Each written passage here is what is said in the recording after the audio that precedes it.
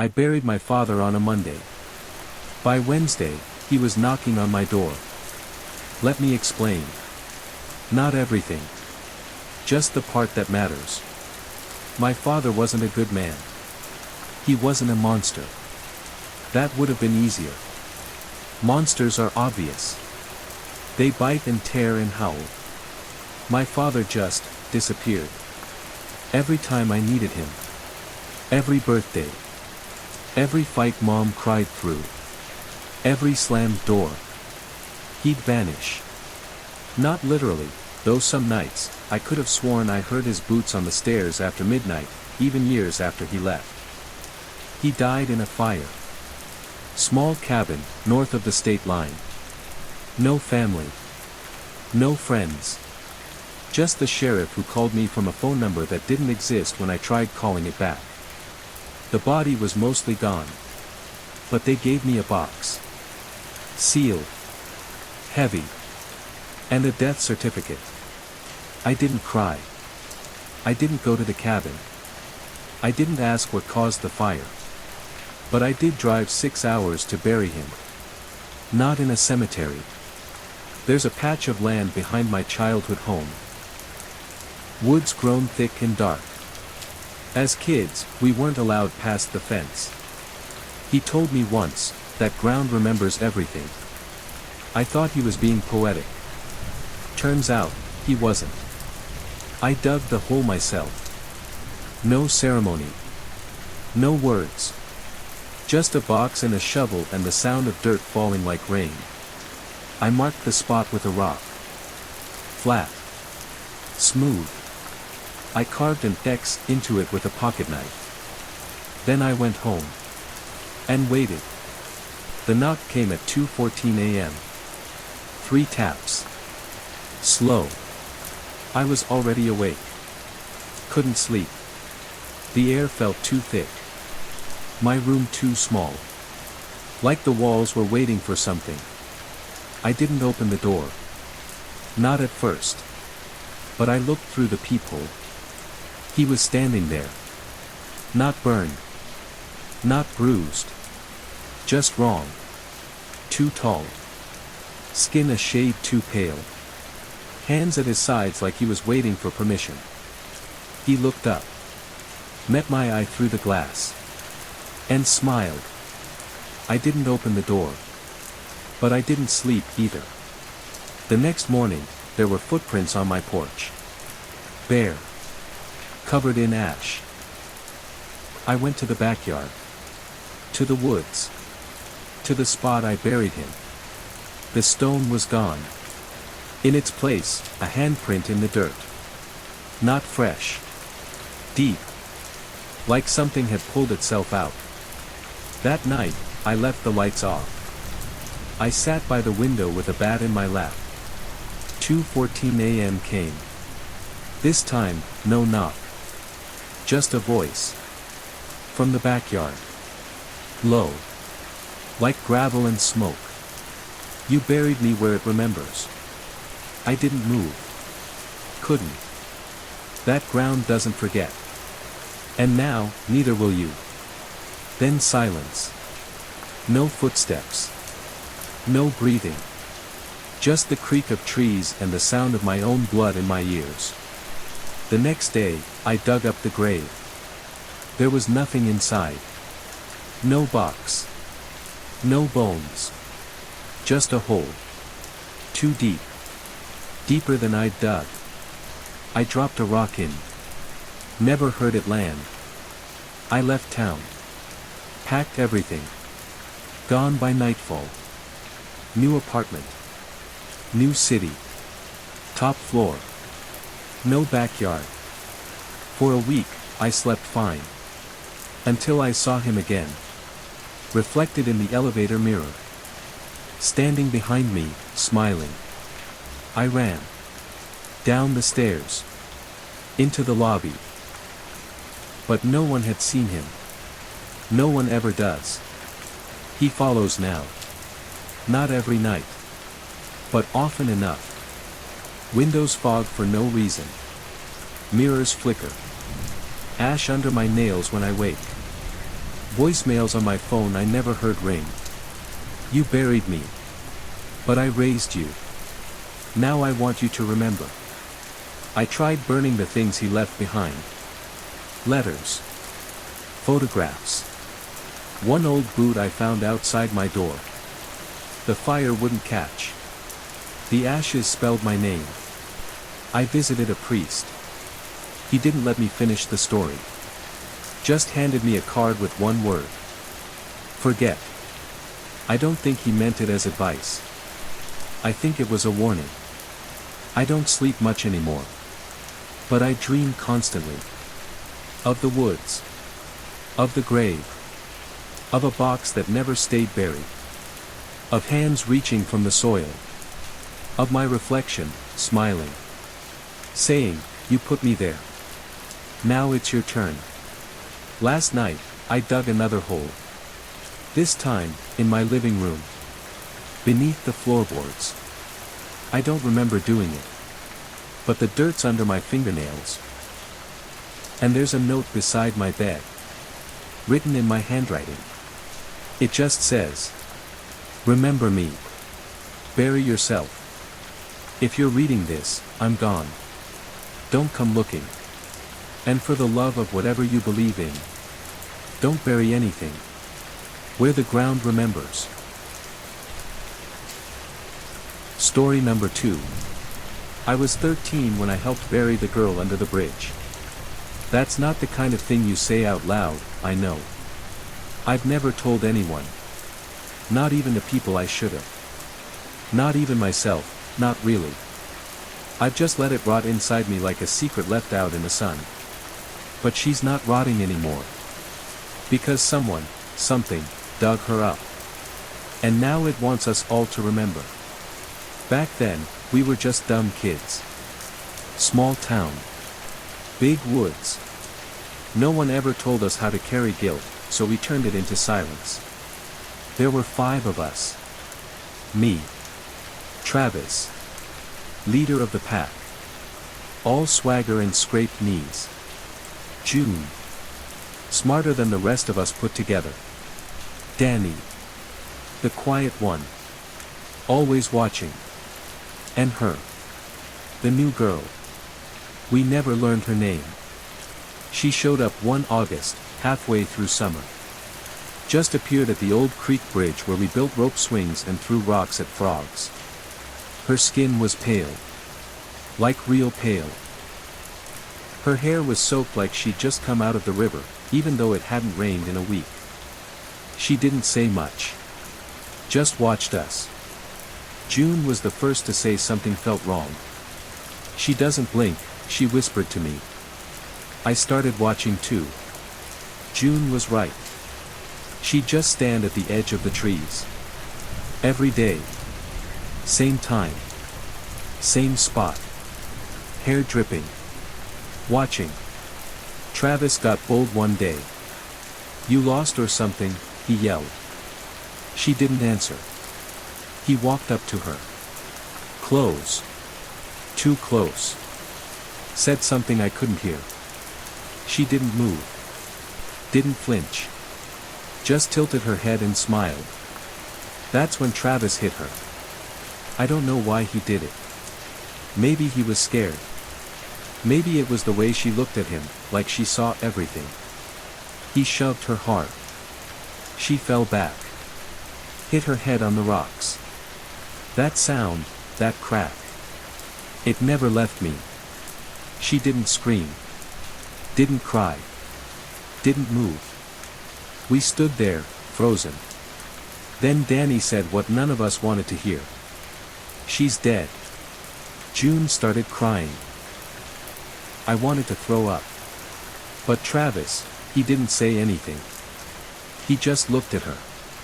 And then said, we have to bury her. We carried her to the hollow under the bridge. The dirt was soft from rain the week before. We used sticks. Our hands. Anything we could find. We didn't talk. Didn't look at each other. Just dug. And when it was done, Travis said, we don't speak of this. Ever. We all nodded. And we left her there. Life moved on. Or at least, it pretended to. Summer ended. We started school. But things were different. June stopped talking. Danny got mean. Broke a kid's nose for bumping into him. Travis got quiet. Started drawing things in his notebook, eyes, mostly. Watching eyes. And me? I dreamed of the bridge. Every night. Of water running backward. Of hands reaching up from the mud. Of a voice whispering, "Remember me." The first to go was Danny. 6 months later. He didn't show up for school. They found him in his room, eyes wide open, mouth stuffed with river rocks. Ruled a suicide. But I knew better. We all did. Especially Travis. He stopped coming to school after that. June 2. It was like the guilt finally broke the surface. I tried to forget. Moved away. Changed my name. Lived like it never happened. For a while, it worked. Until the letter came. No return address. Just one sentence inside. She's not under the bridge anymore. I drove all night to get there. The town was the same. Dead gas stations. Rotting signs. Fog that never lifted. I parked by the old bridge. The path down was overgrown, but I knew it by heart. When I got to the hollow, the earth was torn up. Something had dug her out. Claw marks in the mud. Deep. Wide. And in the center, a handprint. Not a child's. Not even human. Long fingers. Too many joints. Pressed deep into the soil. And beside it, a note. Scrawled in red. She remembers. I found June that night. She was living in her childhood home, alone. Pale. Thin. Eyes sunken.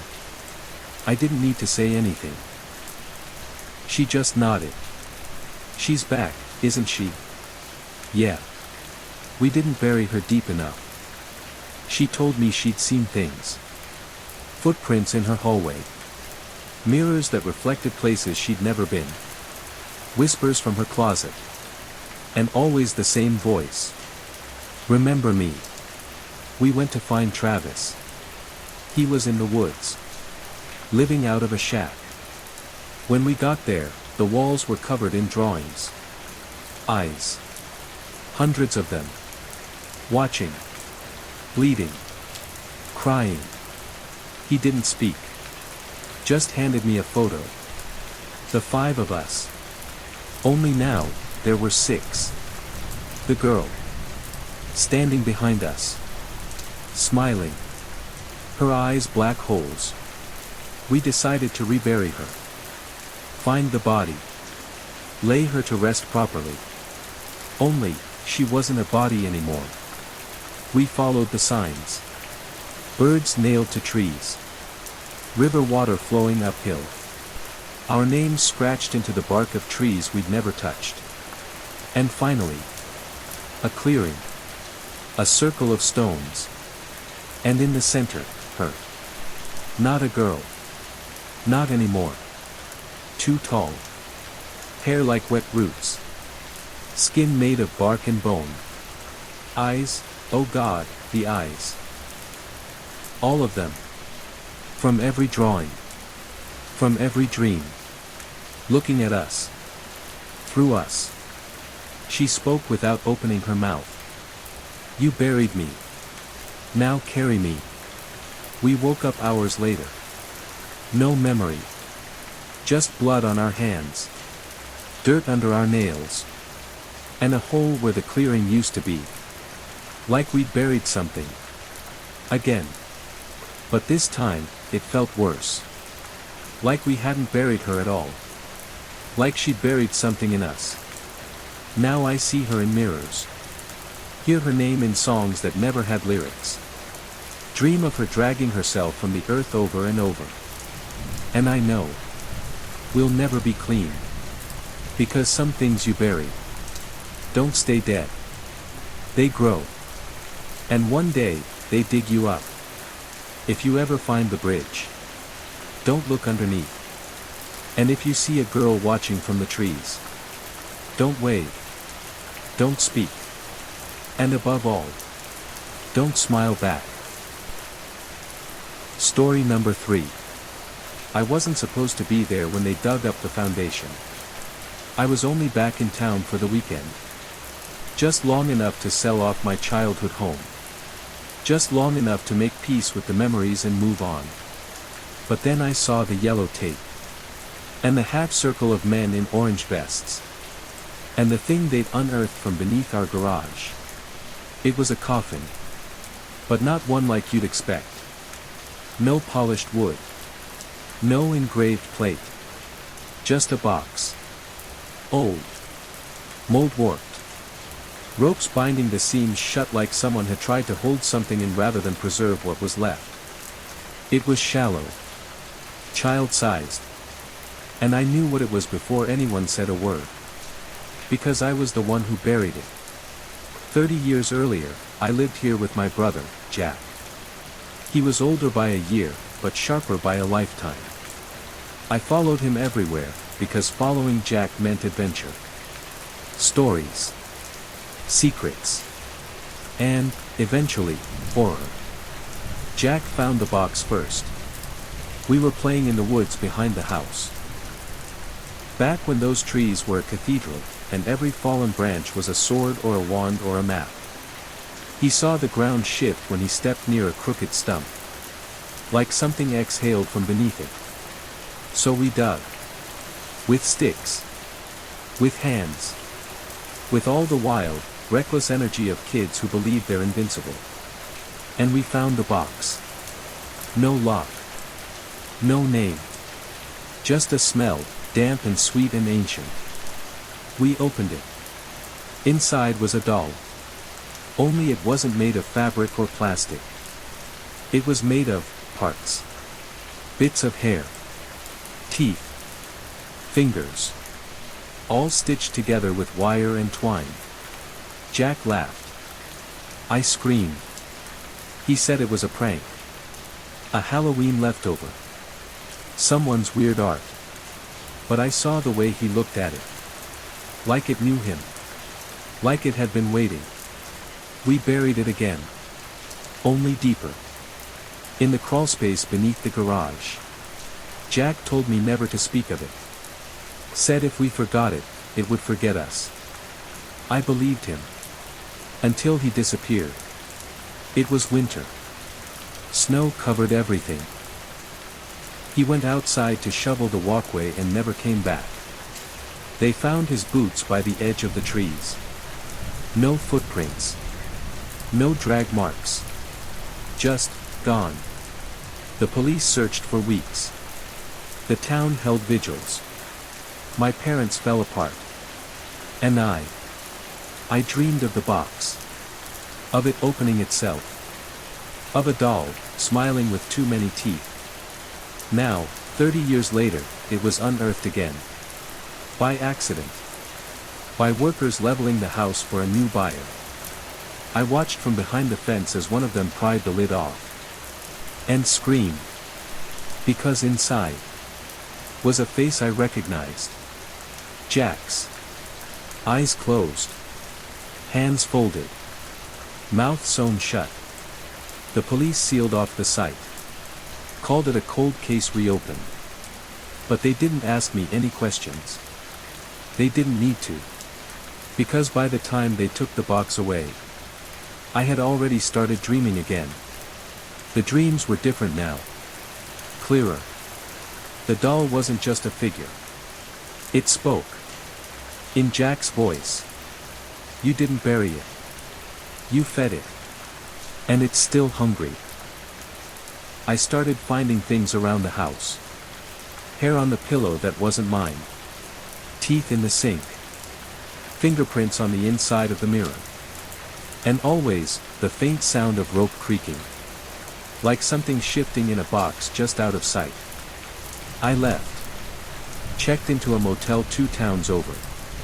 Didn't tell anyone where I was going. Didn't pack. But it found me anyway. Because one morning, I woke to find the motel door open. And on the bed beside me, a doll. Newer this time. With my face. I tried burning it. It laughed. Sounded like Jack. Sounded like me. So I drove. North. Then west. Then nowhere. Trying to outrun something that didn't seem to have a body. Just hunger. And a memory sharper than mine. Then the calls started. Blocked numbers. Static on the line. Until one night, a voice. It remembers what you buried. It remembers why. And now, it wants you to dig, asterisk. I returned. To the house. Or what was left of it. Just foundation now. The dirt still stained where the box had been. But someone, or something, had left a new hole. With a shovel beside it. And a note. Feed it. Or it feeds on you. I didn't sleep that night. Just stared into the hole. Deep. Bottomless. And something inside it. Breathing. Waiting. Calling my name in Jack's voice. You brought me here. Now finish what you started. I don't know what happens next. But if I disappear. If no one hears from me again. Don't come looking. Don't dig. And whatever you do. Don't open the box. Because some things we bury aren't meant to be forgotten. They're meant to be fed. Story number 4. I buried the box because I thought it would save my son. Not from something in the house. But from something in me. I come from a long line of men who shouldn't have been fathers. Cold men. Cruel ones. The kind who passed down pain like an heirloom. So when my boy was born, I swore I'd break the pattern. I swore I'd bury it deep. And for a while, it worked. Until I found the box. It was in the attic. Under insulation and dust. Wrapped in a black cloth. Smelled like rotten cloves. It had no latch. No hinges. Just carvings. Symbols I didn't recognize. Etched deep, like claw marks. I opened it. Inside was a journal. My father's handwriting. It lives in the blood. It takes root in the dark. It must be fed, or it feeds. That was the first page. The rest was worse. Stories of dreams that weren't dreams. Thoughts that weren't his. Voices that came when he held his son, me. He wrote of a hunger in his bones. A need to hurt. To pass it on. Unless he buried the box. So he did. And so did his father. And his father before him. Each time, the box found its way back. I tried burning it. It screamed. Not aloud. In my head. Like a pressure behind my eyes. So I buried it instead. In the woods. At midnight. I dug until my hands bled. Spoke no words. Left no marker. I came home shaking, but hopeful. For 2 years, there was peace. Until my son started changing. He became quiet. Withdrawn. He'd stare at corners. Whispers under his breath. One night I found him digging in the yard. Looking for something, he said. When I asked what, he just smiled. A gift. From Grandpa. I thought maybe it was just imagination. But then the drawing started. Not childish doodles. Symbols. The same ones from the box. Etched into the walls of his room. Into the skin of his arms. It tells me things, he whispered one night. It says you tried to starve it. But I'm hungry too. I went back to the woods. To the place I thought I'd buried it. There was a hole. Empty. And beside it, a new box. Smaller. Shaped like a child's coffin. Inside, a tooth. Not mine. Not my father's. My son's. I tried to run. Tried to take him with me. But he wouldn't come. I live here now, he said. With it. You buried the wrong thing. I don't remember what happened next. Only blood. Dirt. A scream that came from inside me, but wasn't mine. When I woke, I was in the attic. The box was open. And my hands. Covered in soil. And something else. Something wet. They say my son's missing. That I'm the last one who saw him. That the backyard looks like it's been dug up over and over. They search. But they won't find him. Because he's not in the ground. He is the ground. Sometimes I hear him. Through the floorboards. Through the trees. It's your turn now, Dad. You buried the box. But you didn't bury what was inside. There's a knock at the door. It's always at midnight. Always 3 knocks. And always followed by a voice. Feed it. Or be fed. I don't answer. But I'm running out of time. There's a box beside my bed now. It wasn't there yesterday. It's wrapped in cloth. And it's breathing. I'm writing this as a warning. If you find a box, any box, don't open it. Don't touch it. Don't even look at it. Just run. Because some things we bury aren't meant to die. They're meant to wait. Story number 5. I buried something that never belonged to me. And now it wants to come home. It started with the knocking. 3 knocks. Always at 3:33 a.m. It didn't matter where I was, hotel, basement, tent in the woods. It always found me. I'd wake with a jolt, heart pounding, the room too cold, the shadows too still. And the knocking. 3 times. Always in the same rhythm. I told myself it was nothing. Just the mind playing tricks. Until the door began to open. Let me back up. 10 years ago, I was part of an excavation project in a town so small it didn't exist on most maps. Just 5 families, 1 intersection, and a church older than time. We were looking for arrowheads. We found bones. Human. But wrong. Too long. Too many joints. Skulls too narrow. Teeth like nails. The locals weren't surprised. In fact, they warned us. Told us stories. Said we were digging in cursed soil. Said the town was founded on something older, a debt unpaid. Something that lived beneath. We laughed. Then we dug deeper. There was a cavern. Sealed in stone. We broke it open. Inside was a pit. And in that pit, a coffin made of roots. Alive. They moved when we got close. And in the coffin was a child.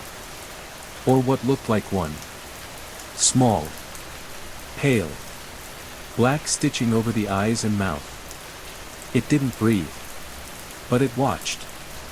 Even with its eyes sewn shut. The team argued. Half wanted to report it. Half wanted to bury it again. I should have left. But I didn't. I stayed. Because I heard it whisper to me. Not out loud. In my blood.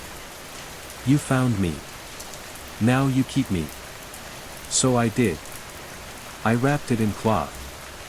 Took it with me. Buried it. In the basement of my childhood home. And for 10 years, I forgot. Until the knocking started. Now, it's not just knocks. It's dreams. Of teeth growing inward. Of staircases that spiral into lungs. Of my skin unzipping itself to let something out. And the child. Smiling. Mouth still sewn shut. But smiling. Last week, I went back. Back to the house. The basement was cold. Smelled like old wood and wet stone. I peeled back the boards. Dug into the dirt. The cloth was gone. The hole was empty. But in its place. A message, written in teeth. I'm not yours to bury. You're mine to carry. Now I see it everywhere. On buses. In crowds. Reflected in windows. A small figure. Eyes sewn shut. Mouth twitching. Hands folded politely. Waiting. Always waiting. I tried to confess. Went to a priest. He listened. Then asked to see the basement. I never saw him again. But I heard him scream. Felt it in my chest like a fire alarm. The next morning, there was a box on my porch. Inside, his tongue. Wrapped in rosary beads. I ran. Far. New name. New town. New face. Didn't matter. The knocking followed. The dreams grew teeth. Now I don't sleep. Because sleep is where it feeds. Last night, it spoke. First time in 10 years. It said. You stole my grave. Now dig your own. I don't remember writing this. But the page is wet. Smells like the pit. My fingers ache. And in the corner of the room. It stands. Smiling. Waiting. Box in its hands. Wrapped in skin. Labeled with my name. If you find this. Run. Bury it. Forget it. But know this. Some things were never meant to be unearthed. Some graves dig back.